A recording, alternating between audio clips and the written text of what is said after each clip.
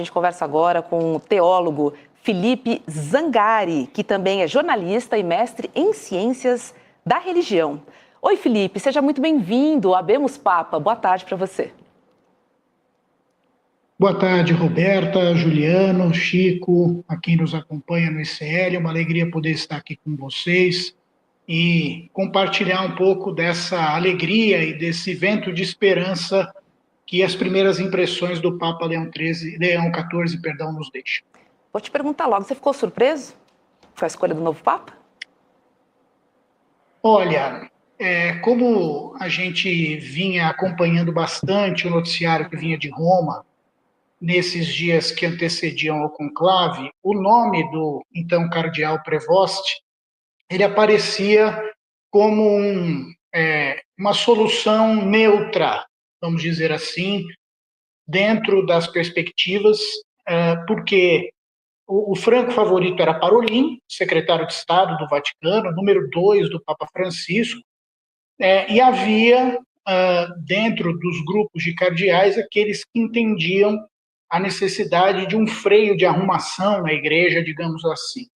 E o que nós percebemos de Prevost é justamente, vamos dizer assim, uma síntese criativa entre essas duas grandes tendências, se a gente puder dizer assim. É um homem extremamente alinhado ao Papa Francisco, um dos homens de confiança na cúria de Francisco, era prefeito do dicastério para os bispos, portanto, era responsável por organizar o xadrez do comando das dioceses pelo mundo afora, um cargo de extrema importância, mas um homem que tem um pé muito fincado na ortodoxia da tradição litúrgica da igreja, né?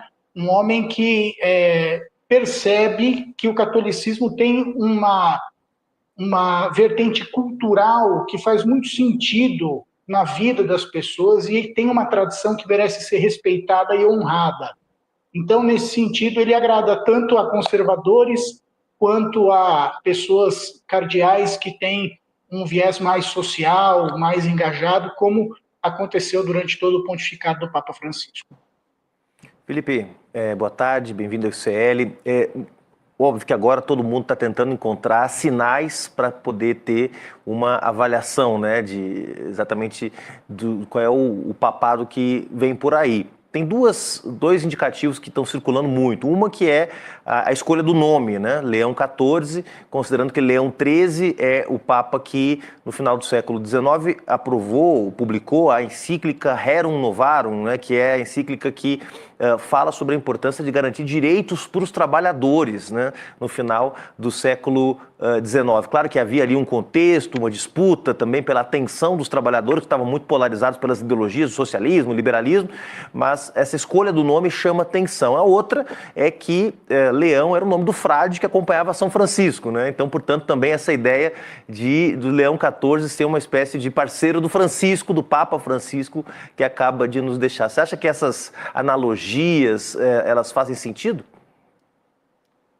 Totalmente, Juliano, porque nós temos nessa sinalização de Leão a continuidade da doutrina social da Igreja, que foi inaugurada justamente com esse documento que você citou, de 1891, a Rerum Novarum, do Papa Leão XIII, que inaugura uma discussão até então inédita na Igreja, justamente sobre a mediação que a instituição religiosa deve ter nos problemas sociais, né? O ponto crítico da encíclica é a exploração do trabalho nas indústrias da Europa, especialmente na virada do século XIX para o XX, em que as jornadas de trabalho eram absurdas, em que crianças eram submetidas também a jornadas exaustivas, e o Papa chama atenção sobre a questão da usura, do lucro desenfreado, da valorização da dignidade da pessoa humana.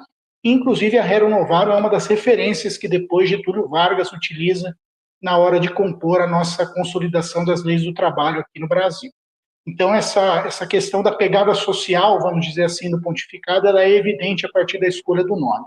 E também, teologicamente falando, o Papa Leão XIII promoveu dentro da Igreja uma retomada dos estudos e da valorização da doutrina teológica de Santo Agostinho, justamente o fundador da ordem religiosa da qual o Papa Leão XIV faz parte. Portanto, a gente tem também como eu disse, essa síntese, não é? Uma pegada social muito forte, mas também essa matriz teológica, essa matriz eclesiológica, vamos dizer assim, e fica muito evidente na escolha do nome Leão XIV. E se você me permite, depois a gente pode até abordar a curiosidade de como ele se apresenta aos fiéis lá na bancada da praça, mas a gente fala sobre isso daqui a pouco. Deixa eu continuar a prosa aí com você. Vamos lá, Chico, depois a gente tem essas imagens, inclusive, viu, Felipe? Aí a gente conversa mais sobre o que aconteceu ali, que agora a gente vai ter a oportunidade de ver. Boa, Felipe, obrigado pela tua presença aqui. Eu tenho uma pergunta, talvez você possa nos ajudar. A Igreja Católica tem perdido muito terreno na América Latina, né? Muito terreno, não, tem perdido quase todo o terreno, né? Os pentecostais ou neopentecostais têm ocupado a região inteira, inclusive com muita força política, muita aliança política com grupos mais extremados e etc. O fato do novo Papa ter uma atuação forte, missionária ali, pé no chão no Peru, isso pode ajudar a tentar, pelo menos, equilibrar esse jogo nessa peleja com os evangélicos? Chico, é um prazer enorme falar contigo e a sua pergunta ela é essencial para a gente entender esse contexto. Tá? Tanto o Papa Francisco como o Papa Leão XIV bebem no seu ministério episcopal dessa realidade latino-americana. Fazer um passo atrás, o Papa Francisco, ainda quando cardeal de Buenos Aires, foi o redator do texto da Conferência de Aparecida, uma conferência importante realizada no ano de 2007 em Aparecida, Conferência do CELAM, o Conselho Episcopal Latino-Americano, que colocou para a Igreja da América Latina naquele momento a preocupação dos discípulos missionários, ou seja, uma igreja em saída, uma igreja que se colocasse à disposição e fosse ao encontro das pessoas nas suas diferentes realidades. E o Papa Francisco pegou isso debaixo do braço e levou para o Vaticano e colocou isso como uma marca do seu pontificado, essa história da igreja em saída, do protagonismo da missão. E o discurso do Papa Leão XIV vai nessa linha. Estamos de braços abertos e vamos caminhar juntos com todos. Quase que dizendo aquele jargão dos nossos movimentos sociais aqui, ninguém solta a mão de ninguém. Vamos de mãos dadas, com Deus e entre nós. Foi essa expressão que o Papa usou na sua saudação. Então, sim, essa pegada missionária, esse cuidado, essa atenção com os mais pobres, isso fará parte, sem dúvida nenhuma, da sua atenção. E a gente precisa entender, né, Chico e amigos que estão conosco, as ondas eclesiais no catolicismo, elas demoram um bocado para serem sentidas mais nas pontas, né? Muitos vaticanistas apontam que o Papa Francisco foi aquele que deu o passo definitivo na implementação do Concílio Vaticano II, que foi aquela grande reunião da Igreja que concluiu-se em 1965. Portanto, estamos falando de 60 anos depois, praticamente. Então, eu acredito que existe essa onda, e sim, ela vai chegar e precisa chegar às pontas, até para que o catolicismo volte a ter uma relevância, especialmente nas camadas mais populares. Pois é, o catolicismo que cresceu muito na Ásia e na África também, né? Agora, Felipe, o então cardeal, o Robert Francis, ele chegou a criticar abertamente o presidente do seu país, o Donald Trump. Mas, apesar disso, o presidente estadunidense foi um dos primeiros a cumprimentar o Papa Leão XIV. Vamos ver o post do Donald Trump. Bota na tela, por favor. Ele diz o seguinte, olha, parabéns ao cardeal Robert Francis Prevost, que acaba de ser nomeado Papa. É uma grande honra saber que ele é o primeiro Papa americano. Que emoção e que grande honra para o nosso país.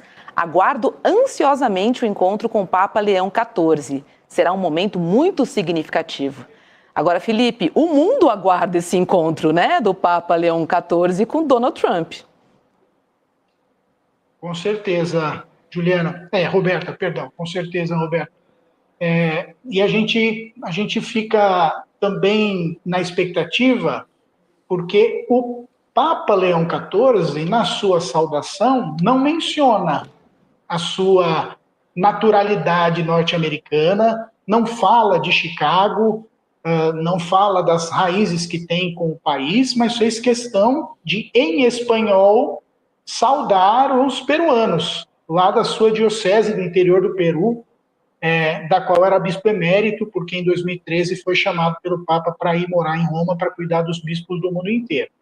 Então, também simbolicamente, a gente percebe, e se a gente olhar a capa do Twitter do então cardeal Prevost, ele se define em espanhol, católico, obispo, cristiano, né? Então, católico, cristão e bispo. Não se refere a nada de si em inglês na sua própria descrição, né? Então, é um sinal importante, né? Eu acho que a latinidade tomou muito conta do Papa e, sem dúvida nenhuma, será o início da concertação, vamos dizer assim, de um incidente diplomático terrível, que foi aquela desastrosa publicação da foto montada do Donald Trump como pontífice, que pegou mal no mundo inteiro e entre os cardeais igualmente. Pois é. E olha, em fevereiro, o então cardeal, o Robert Francis, ele criticou também o vice-presidente dos Estados Unidos, J.D. Vance, que é católico. Ele compartilhou um artigo que defende que Jesus Cristo não pede para que as pessoas classifiquem o amor pelos outros. A gente tem um post aqui, estou mostrando o post aqui para vocês, para dizer que essa crítica veio depois de Vance dizer que existe um conceito cristão de que o amor, preste atenção, deve ser direcionado primeiro à família, depois à comunidade e só então é que se deve priorizar o resto do mundo. Nossa, eu fico me perguntando sobre fraternidade, compaixão, enfim, lições tão importantes, né, que Cristo nos deixou. Mas, assim, me preocupo com a minha família, com os meus, e o mundo não me interessa muito, não, né? Ficou muito claro aqui, né? E o contrário da regra dos agostinianos. É quase anti-evangélica. É quase anti-evangélica essa fala, né, do vice-presidente americano. Porque quando a gente olha o evangelho de São Mateus, no capítulo 25, onde Jesus coloca um critério importante para a salvação, ele vai dizer, o Senhor vai chamar aqueles que foram fiéis, e como é que se mostra a fidelidade? Eu tive fome, me destes de comer, eu tive sede, me destes de beber. Isso não vale só para quem está dentro da sua casa, isso vale para todo mundo que chegar perto da gente, né? Então, de fato, a crítica que o Papa faz, o então cardeal fez ao J.D. Vance, teologicamente está totalmente acertada, foi um deslize tenebroso, que está na esteira, não é, daquilo que o governo Trump adotou como política migratória, né? O foco da crítica do então cardeal vem nessa linha, né? Aquela política de deportação em massa que o Trump implementou nos Estados Unidos, fazendo acordo, inclusive, com o presidente de El Salvador para mandar milhares de pessoas lá sem qualquer critério humanitário.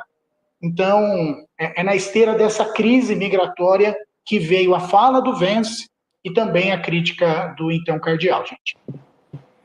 E Felipe, eu acabei te atropelando aqui, mas tem uma questão que também você pode comentar melhor para a gente, que é a origem da ordem agostiniana, né, do Papa, né? Porque é exatamente o contrário de tudo que o J.D. Vance defende, porque além de ser uma ordem mendicante, portanto, com voto de pobreza, que valoriza o cuidado, a caridade, eu estava lendo um pouco, também não conhecia, mas lendo agora um pouco à tarde, me preparando para o nosso CL aqui. Estudou direitinho. Estudei bastante. Que é uma regra, né, que os agostinianos seguem a regra de Santo Agostinho, inspirada na vida das primeiras comunidades cristãs, a vida em comunidade, a união, a busca de Deus, a diversidade de membros, porque tem frades, tem monjas, tem fraternidades seculares, tem leigas, tem presbíteros, tem irmãos leigos, ou seja, ela é super diversa, né, essa ordem agostiniana, e tem uma presença, ou seja, tem uma ideia missionária, né, de levar uma missão de caridade, de cuidar, tudo contrário do que o Trump e o J.D. Vance defendem. A escolha por um Papa com essa origem, dessa raiz, vamos dizer assim, missionária também vai de encontro com os valores que a extrema-direita tem difundido de individualismo, né, de cuidado consigo mesmo e depois com o outro, aquilo que o intelectual espanhol chamou da luta do último contra o penúltimo, né? Ao invés de estimular essa luta do último contra o penúltimo, que é o neoliberalismo, você trabalhar na lógica da fraternidade, da solidariedade, também vai em lados bastante opostos, me parece, né? Com certeza, Juliano. E se a gente for pensar na vocação de Santo Agostinho, Agostinho é um cara que viveu de maneira bastante sui generis, vamos dizer assim, até se encontrar com a fé cristã e até se converter. Diz a nossa tradição católica que Agostinho só se converteu ao cristianismo por conta da teimosia de sua mãe, que rezou muito para que essa conversão acontecesse. E Agostinho tem nos seus escritos diversas passagens em que ele confronta suas fragilidades humanas diante da fé e diz que é só pela graça divina que é possível, de fato, crer e se converter. Né? Então, é um santo bastante humano, que traz as nossas vicissitudes, as nossas chagas, as nossas fraquezas de uma maneira bastante intensa, e, ao mesmo tempo, um cara que viveu num contexto muito cosmopolita, né? Que teve contato com muitas culturas, e justamente por conta disso, a ordem fundada a partir da sua inspiração tem esse caráter, né? De expandir-se, de ir além fronteiras, de fazer missão. É uma ordem de origem europeia, né? Mas fazer missão intercontinental, a presença agostiniana aqui no Brasil, por exemplo, é muito forte, com casas de missão, especialmente de missionários vindos da Espanha. Portanto, essa análise que você faz, de fato, ela é verdadeira, né? É uma congregação que tem essa preocupação missionária, de atendimento, de obra social, de cuidado com o próximo, nessa linha da proximidade com aqueles que mais precisam. Sabe quem eu descobri, Roberta, que era agostiniano, na minha pesquisa? Martim Lutero, o pai do protestantismo. Olha mesmo? O Felipe frade agostiniano. O Felipe falou desse lado radicalmente humano, né, do Santo Agostinho. Eu lembrei até de uma frase famosa dele, né, Felipe, que fala: Deus, livrai-me das tentações, mas não hoje. Que é uma frase... Não, por favor, comente. Antes de se converter, Santo Agostinho dizia: Senhor, dá-me castidade, mas não agora. Né? Justamente porque é um cara muito apegado, não é? Essa questão carnal, essa questão dos impulsos, e um cara que compreendia essa natureza e que percebeu que só um banho de graça mesmo na sua vida seria capaz de fazê-lo agir e se comportar de outro modo. Mas é isso mesmo. A máxima histórica é essa mesmo, Chico, você tem razão. Deixa eu trazer um... Você sabe, né? Impressionante. Não, vê que eu fui pro lado do pecado, né? Que é a única coisa que eu tenho algum conhecimento. É pouco, mas tenho. Já disse muito Chico Sainz. Deixa eu continuar nessa polêmica, gente, porque tem uma questão, né, que com frequência ronda a igreja. A gente está falando de abusos sexuais e também de pedofilia. É que, segundo a imprensa, uma mulher no Peru afirmou que o novo Papa conduziu mal uma investigação contra 2 padres que ela acusou de terem abusado sexualmente dela.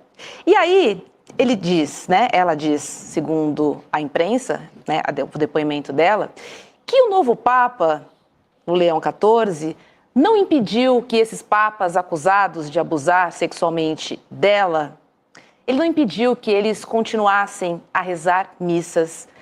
Queria te ouvir, Felipe, sobre esse episódio, que com certeza também vai voltar a ocupar as manchetes.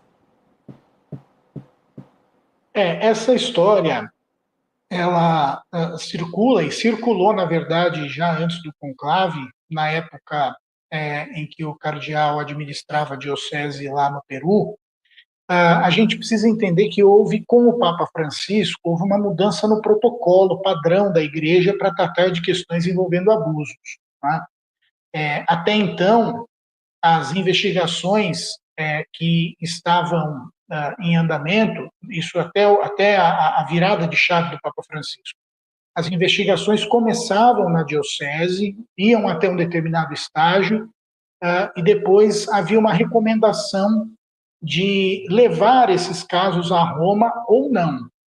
O que ocorreu com esses 2 sacerdotes que foram acusados aí desse abuso foi aquilo que a igreja recomendava à época. Então, vamos dizer assim que o então bispo Prevost seguiu o protocolo. O que fez? Afastou os padres do ministério nas paróquias, enviou-os para um período de isolamento em comunidades monásticas, ou seja, tirou-os do convívio social, vamos dizer assim, e aguardou o desenrolar das investigações.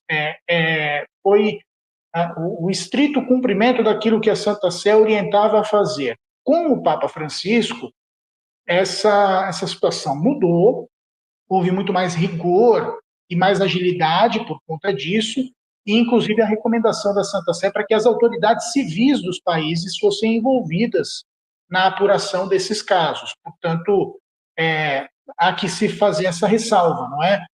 À época dos acontecimentos, o então bispo seguiu aquilo que a igreja orientava como protocolo. Ao meu ver, pelo menos, falar em acobertamento, omissão ou vista grossa seria até certo ponto leviano.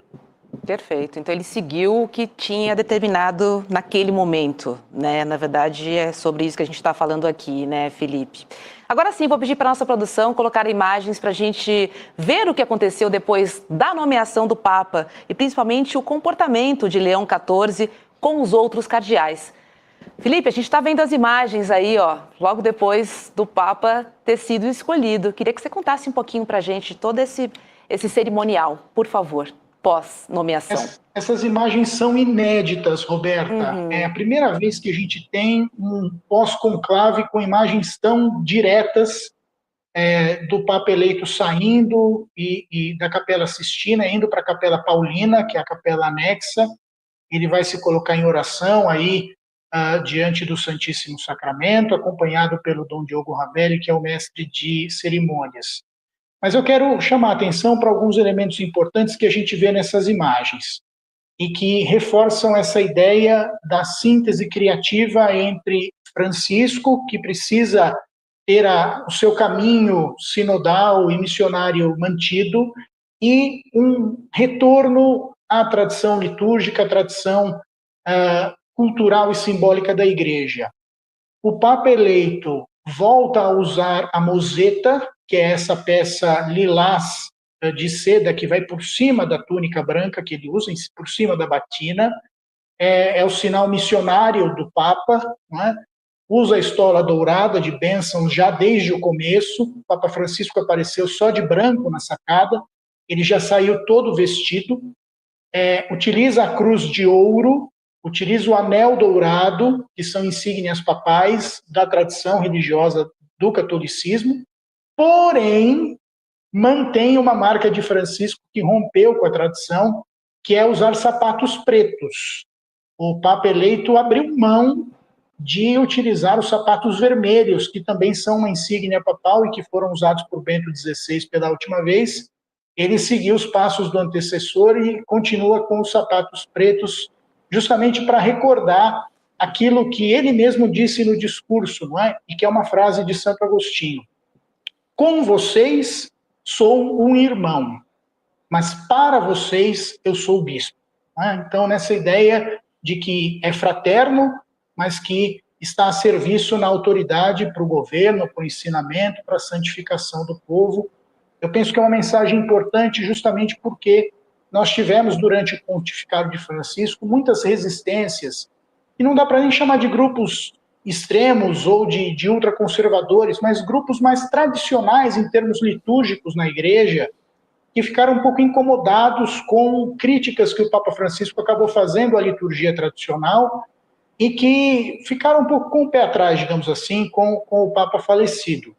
Esses sinais simbólicos, que parecem muito discretos, eles são eloquentes quando a gente olha para dentro da igreja e percebe também um esforço de conciliação que o Papa Leão XIV está disposto a fazer dentro da igreja. Interessante. Ele lembra um pouco, né? Não sei se a gente que já tem mais de 40 consegue fazer essas comparações, né?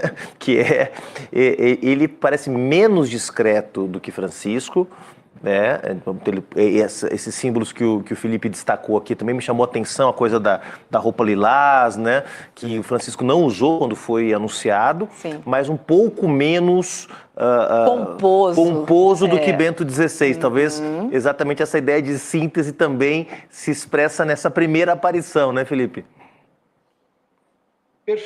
Perfeito, Juliano. Foi isso mesmo que eu senti. Um homem que percebe que a igreja precisa caminhar unida e que, por conta disso, é necessário dar um sinal para todos na igreja, aqueles que são adeptos das mudanças de cúria romana e de abordagem pastoral do Papa Francisco, mas também aqueles que são mais ortodoxos em termos de tradição, em termos de liturgia, em termos de culto. Então, ele sinaliza isso muito bem, mantendo um protocolo que, para os cristãos mais tradicionais, é essencial, né? Então, aparece vestido com todas as insígnias, dá a bênção em latim após o seu discurso, mas tem uma fala, ao mesmo tempo, muito eloquente do ponto de vista social, do ponto de vista da defesa da paz, e de uma menção mais do que honrosa ao seu antecessor, com uma palavra de extrema gratidão ao legado do Papa Francisco. Então, eu penso que é uma síntese bastante interessante da gente analisar. Muito bom. Felipe Zangari, eu também reparei que ele segurou o livro que ele estava lendo, porque geralmente tem um auxiliar, né, que segura o livro, outro segura o microfone, e ele não, ele pegou e fez a sua leitura. Há sinais ali, né? Agora vamos aguardar para entender de verdade o perfil, né, do novo Papa, que é o Leão XIV. Felipe Zangari, obrigada por participar aqui do N2 conosco e tenha uma boa noite. Obrigado, Roberta. Chico, sou seu fã, te leio desde moleque. Querido, obrigado. Precisava tietar aqui, senão não ia ficar em paz. Juliana e Roberta, acho que vocês me entendem, né? Tá tudo bem. Claro, a gente também tieta, Felipe. E o último detalhe, amanhã, 5h30 da manhã, pelo horário de Brasília, a missa inaugural do pontificado do Papa Leão XIV na Capela Sistina, com a presença dos cardeais. A informação já foi confirmada pela Santa Sé. Ali teremos a primeira homilia do Santo Padre, e aí teremos também mais sinais de por onde ele deve trilhar o seu pontificado. Muito obrigado pela oportunidade, gente. Fiquei muito feliz de poder compartilhar esse tempo com vocês. Obrigada, boa noite. Boa noite, querido. Obrigado.